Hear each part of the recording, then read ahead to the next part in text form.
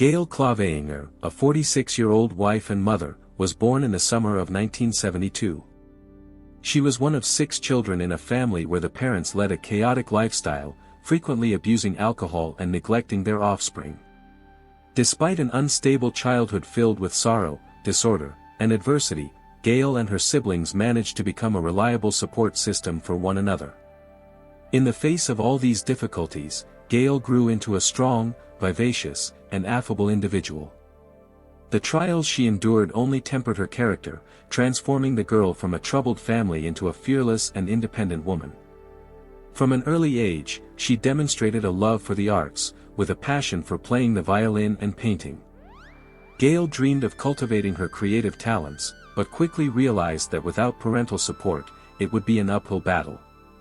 So she decided to first pursue an education in a more practical and lucrative field. In 1990, after finishing high school, Gail enrolled in the University of Miami's architecture program. Thanks to her sharp mind and tenacity, she achieved remarkable academic success, graduating with honors.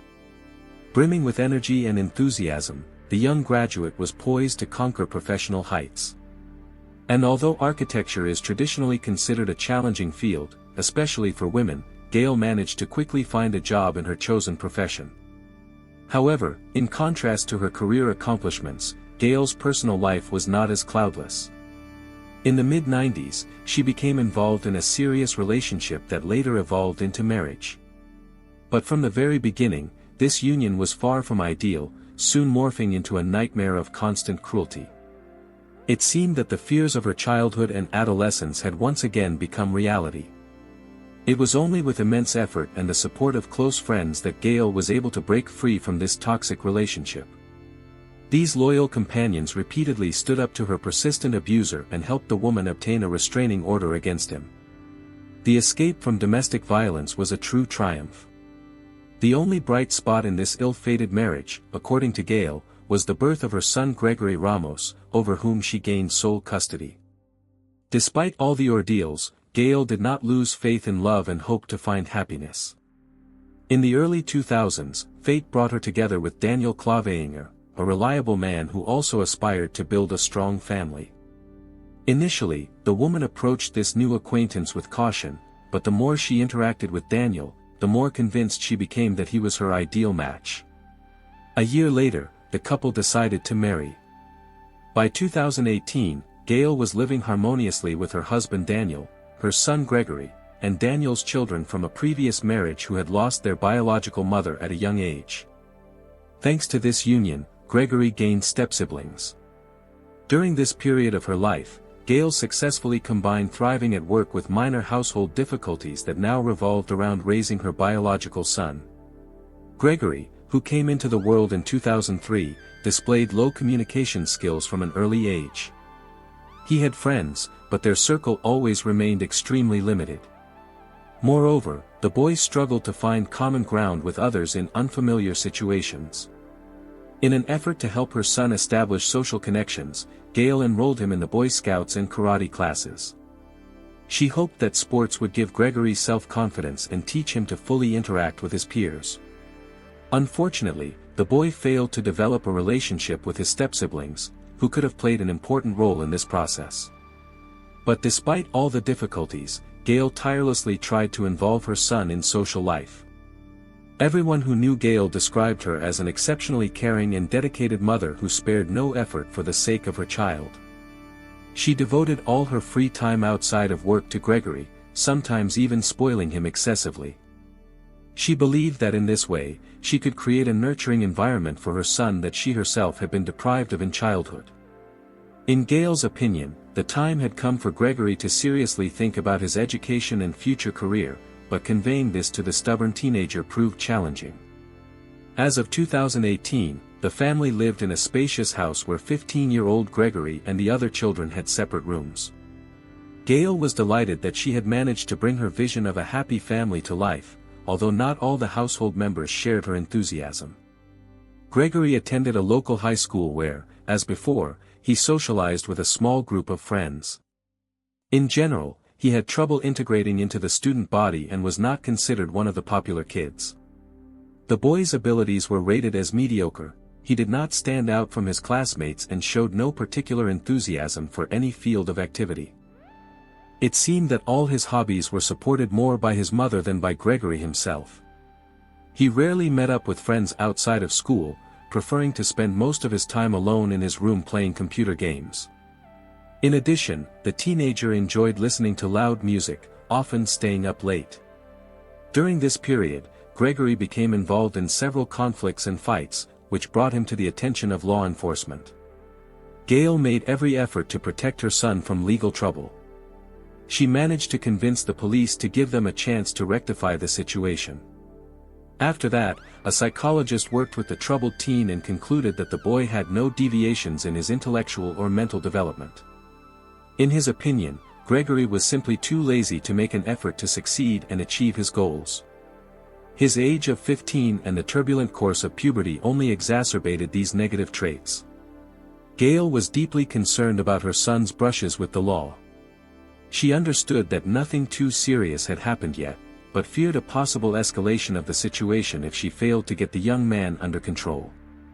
So the woman tried to shift his focus from computer games to his studies. Thanks to his mother's relentless pressure, Gregory began to demonstrate much better academic results than before. However, the young man had an extremely negative attitude toward such interference in his life and opposed his mother's attempts at control in every possible way. As the winter of 2018 approached, the atmosphere in the family deteriorated again. Although Gregory's grades had been average up to this point, the increasing complexity of the school curriculum and the teenager's lack of diligence led to a decline in his performance. Several new topics appeared in various subjects that the boy did not properly master. Gail tried to explain the material to her son, but he stubbornly refused to cooperate. Realizing that his mother's assistance was indeed yielding positive results, Gail's husband Daniel and his children from a previous marriage took the woman's side. By joining forces, the family managed to motivate Gregory to study and achieve their goals. On November 1, 2018, Daniel and his children were visiting relatives in another city, so only Gail and Gregory remained at home.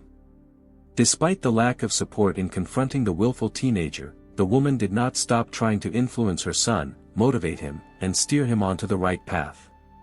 In the evening, after once again reviewing Gregory's grades, Gail discovered that the boy's performance had again fallen below average. The mother once more initiated a conversation with her son, emphasizing the importance of devoting more attention to his studies for the sake of successfully graduating from school, entering college, building a career, and securing a decent future. But as before, the young rebel listened to her lecture with an indifferent expression, trying not to show any emotion. Gradually the tension subsided and the conflict fizzled out. The next morning, Gregory set off for school as usual. No one noticed any changes in his behavior. The teenager remained quiet and withdrawn, communicating only with a limited circle of friends. After classes ended, he headed home.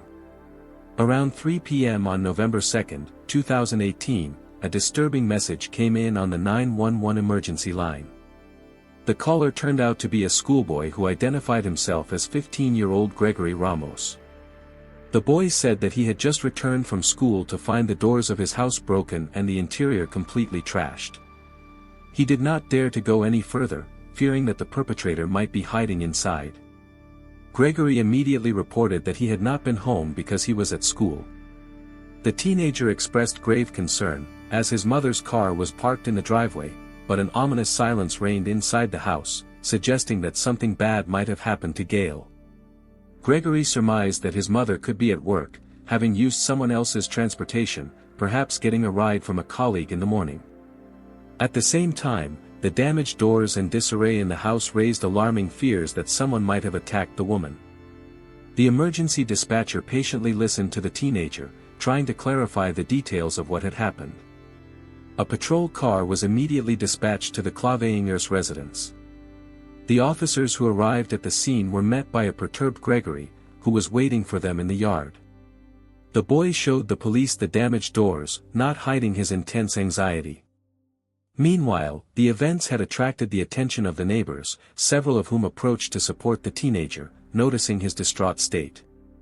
Gregory repeatedly tried to call his mother, but each time he reached her voicemail. Signs of a break-in were evident, the doors had been practically torn off their hinges. Inside the house, complete chaos reigned, several pieces of furniture were broken and many glass items were shattered. Gail's car was indeed parked in the driveway. The police immediately examined the vehicle but found nothing suspicious, no traces of blood or other alarming signs. Law enforcement assessed the extent of the destruction in the house. It appeared that the intruder's goal was not burglary, but deliberate property damage. It was odd that, given the level of noise, the neighbors heard nothing, but everyone merely shrugged their shoulders. From Gregory's account, it followed that the burglars had entered the house while he was at school. But the most worrisome aspect was Gail's absence. She was nowhere to be found. Gregory behaved so distraughtly that the authorities decided to take him to a local medical center to be examined by specialists and, if necessary, to receive sedatives. The situation was complicated by the absence of other family members. During this period, only Gail and Gregory were at home, which made the woman vulnerable. Anyone could have attacked her, including a random mentally unstable criminal. Upon learning about Gail's history of violent relationships with her ex-husband, investigators speculated that the assault could have been an act of revenge on his part. However, this theory was quickly discarded, as the ex-partner had a reliable alibi. The man was at work, which was confirmed by his colleagues and security camera footage. Detectives contacted Daniel, the missing woman's current husband. They hoped that he could shed light on the situation. The man was shocked by the news of the intrusion into their home and his wife's disappearance. Daniel had no idea who could have done such a thing. After this, Gregory was taken to the police station for a more detailed conversation. Law enforcement expected the teenager to cooperate willingly, as it concerned the disappearance of his own mother. However, from the very beginning, the detectives noticed that the boy was in no hurry to assist the investigation. He pondered his answers to questions for a long time, and his initial agitation gave way to concentration and anxiety. Fresh scratches and bruises were found on the teenager's body, resembling marks left from a struggle. Gregory even had bruises under his eyes, and his nose and lips looked battered. The boy's hands and face were covered with numerous scratches. When asked about the origin of these injuries, Gregory replied that he had gotten into a fight at school that day. But when investigators asked the teenager to describe the incident in more detail and name the other participants, he could not formulate his thoughts clearly. Gregory did not even provide the names of the boys who had allegedly provoked his aggression. The entire story sounded vague, creating the impression that the schoolboy was making it up on the spot. When the teenager realized that the police did not believe him, he simply started avoiding the topic. During the interrogation, one of the detectives noticed inconsistencies in Gregory's statements and decided to increase the pressure on the young man. The longer the conversation lasted, the more the 15-year-old fidgeted. Law enforcement quickly lost faith in his words. Gregory constantly stroked his hair, rubbed his face and hands, covered his eyes while answering, and crossed his arms and legs. All this clearly indicated that the boy was feeling extreme unease and was trying to protect himself, to close himself off from the conversation. The detectives reconstructed the chronology of events over the past 2 days, during which Gregory and his mother were home alone, to determine the direction of further investigation. One of the police officers noted that the teenager could describe his morning routine and return home from school to the minute. It seemed as if Gregory had a memorized step-by-step plan of action for that day. At the same time, the boy could not even approximately recall when he had dinner the night before or when he last saw his mother. This circumstance suggested that the day's events had been carefully planned, with particular attention to time intervals, to avoid suspicious gaps in the story. However, not all the details were thoroughly thought out, so the teenager could not give clear answers. The detective had serious suspicions about the schoolboy's involvement in his mother's disappearance. The only thing that raised some doubts was Gregory's very young age. The interrogation continued, and one of the investigators decided to find out what kind of relationship Gregory had with his mother. But instead of talking about typical moments in such cases, the teenager repeated 2 or 3 times that he was not involved in the murder. Yet up to that point, the conversation had only been about the woman's disappearance, no one had mentioned murder. This circumstance aroused even greater suspicion. An hour of tense conversation passed, and Gregory's behavior became even more alarming. He kept repeating that he had not killed his mother, although no one had asked him about it. Then the teenager started talking about a group of friends who seemed like rather strange guys to him, so the police should take a closer look at them. By this time, Gregory had already changed his version of events several times and had even begun to get confused about the time intervals, which he had seemingly carefully controlled before. The police did not believe a single word, constantly pointing out inconsistencies in the story and demanding explanations. Finally, the teenager decided to reveal the truth. According to Gregory, the critical moment occurred the day before he called emergency services, when he returned home from school and his mother slapped him in the face for his poor grades. She usually did not resort to such extremes, but this time she could not restrain herself because Ramos had brought home an F in biology. As the boy confessed, Gail lashed out at him with insults and accusations, and it went so far that Gregory was forced to fight back.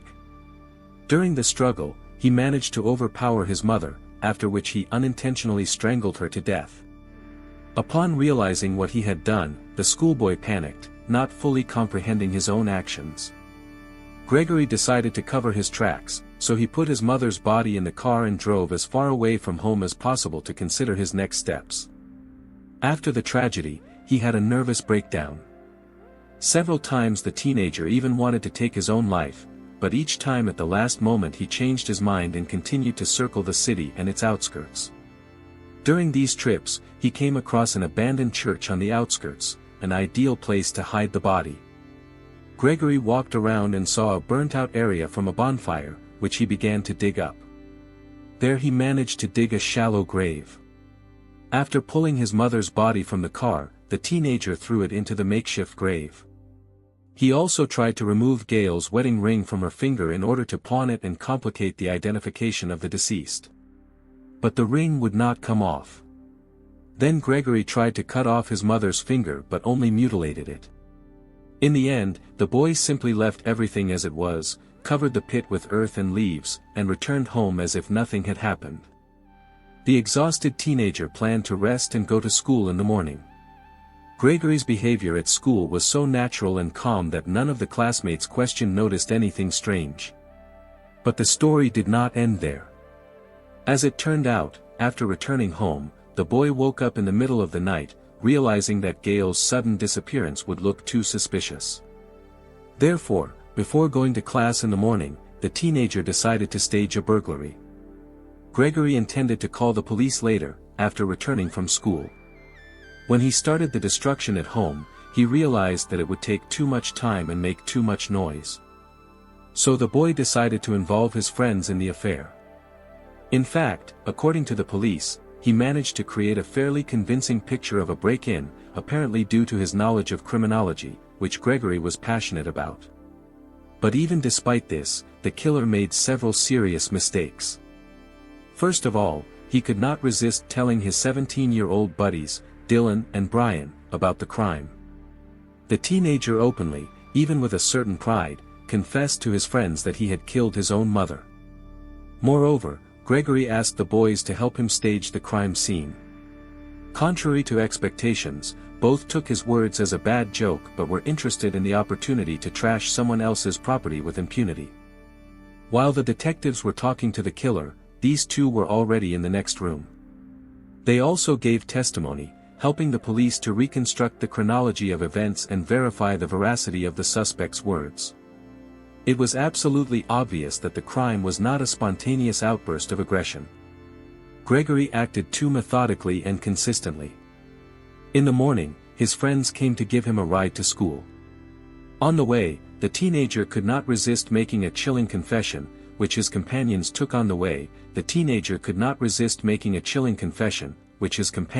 as a failed joke. They did not believe Gregory, but the killer himself did not care. The main thing was that after classes, the guys would help him wreak havoc at his house. The teenagers skipped their last class and drove to the Clavinger residence. True, the mother's body was no longer there, but the house itself indeed resembled a crime scene after Gregory started the destruction in the morning. The disarray that the police officers found in the dwelling was the handiwork of the three teenagers. They gleefully smashed everything around as soon as Gregory gave them permission. However, the officers noted that some items seemed to have been deliberately left undamaged. Of course, all of them belonged to Gregory. Among the surviving property were a hunting rifle gifted by his father, a bow, a gaming computer, and other things valuable to the teenager. Once the rampage was over, the friends simply wished Gregory luck and dispersed. But even despite this, the plan was still far from complete. The teenager called the police, continuing to stage the spectacle of a burglary. Now he had to play the main role, that of a frightened son who found a wreck at home and did not know where his mother had gone. During the investigation, some of Gail's belongings that Dylan had taken with him were found. This discovery allowed the authorities to extract a confession from the young man. It was not difficult to catch him in a lie, as it was established that the perpetrators had destroyed all the property in the house except for Gregory's personal belongings. Bryan turned out to be the most naive of the three. He stubbornly denied his participation in the rampage, although the other teenagers had long since turned on each other. Finally, thanks to the testimonies of the killer's friends, the investigators were able to reconstruct a detailed chronology of events, which both boys confirmed. When Gregory was presented with these facts, he broke down. There was no doubt that the teenager had meticulously planned the murder of his mother.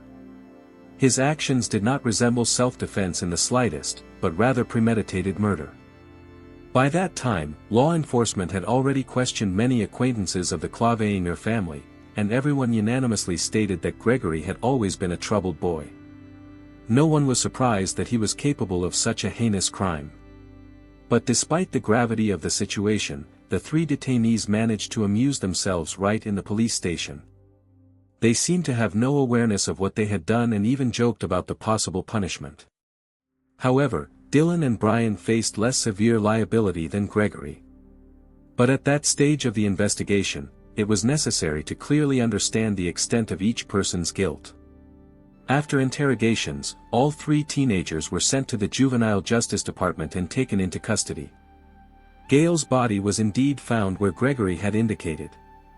Apparently, despite his attempts to conceal the grave, the boy did it extremely sloppily, even part of his mother's leg was sticking out of the ground. The forensic expert determined that the cause of the woman's death was strangulation. On November 4, 2018, 15-year-old Gregory Ramos was formally charged with the premeditated murder of his own mother, abuse of a corpse, and falsifying evidence to avoid punishment. An emotional court hearing took place. Gregory sobbed and asked for forgiveness. But many of those present did not believe in his sincerity. People were convinced that in reality, Gregory was not remorseful but was merely trying to mitigate the responsibility for his crime. Gregory's family was shocked and stunned by what happened on the day of the court hearing. Daniel, the husband of the deceased Gail, and his children could not believe the tragedy that had occurred. They had sincerely loved Gail and were grieving her loss heavily. Many emotional statements were made during the session. Gregory himself spoke in his own defense. He apologized for not appreciating his close relationships and, at the end of his speech, asked for leniency for his friends Dylan and Bryan, claiming they were not involved in the horrible crime. Although the defendant repeatedly stated this, the prosecution trusted only the facts and continued to investigate the case. Gregory insisted that his friends were unaware of the full extent of what had been done and did not believe that he had actually killed his mother. When Gregory realized this, he convinced them that it was just a joke. He made up a story to explain to his friends the need to wreak havoc in the house. Despite his juvenile status, Gregory had a high chance of avoiding severe punishment or even being acquitted. But the prosecution, in order to reach a compromise, offered a plea bargain. This would allow Gregory to avoid life imprisonment, although it ruled out the possibility of the death penalty due to his age. Gregory agreed to the deal and admitted that the murder occurred after an argument with his mother over a bad grade. Instead of arguing, he slammed the door to his room and went to bed. But his mother's words kept ringing in his head. So he went back to her, and the quarrel flared up again. In a fit of rage, Gregory attacked his mother and strangled her with his bare hands for about half an hour until she stopped showing signs of life. During this time, he could have calmed down and stopped at any moment, so the crime can hardly be called unintentional. It became known that while her son was in his room after the initial altercation, Gail called her husband, who was away with the children. She told him about the conflict with her son. The man reassured her and promised to deal with the situation upon his return in a couple of days. He could not imagine that Gregory was capable of such an act. The court sentenced Gregory Ramos to 45 years in prison with the right to parole after 25 years. After his release, he would remain on probation for the rest of his life. Despite Gregory's plea for leniency for his friends, they faced serious legal problems with the prospect of up to 30 years in prison. Dylan, who had a history of mental illness, was denied bail after the preliminary hearings. There were fears that he might harm himself or flee. He was held in custody for the next 39 days. Eventually, he was offered release on $200,000 bail, but his family was unable to raise that amount. By February 8, 2021, Dylan had spent 828 days in the county jail. Since he never admitted his guilt in complicity to murder, the case was referred to a jury trial. At the final hearings, the prosecution could not provide enough evidence to convince the jurors. Therefore, the judge reached a compromise and sentenced Dylan to 10 years of probation. Bryan Poros suffered the least. He was allowed to post bail in the amount of $100,000 after the preliminary hearings. The young man's parents were able to raise the necessary sum. Bryan was under investigation with certain restrictions on his freedom but managed to graduate from high school and even enroll in college during this time. He never violated the conditions. On July 8, 2021, Bryan's court hearing took place. His lawyers argued that over the 3 years, he had proven to be a worthy member of society and posed no threat to himself or others.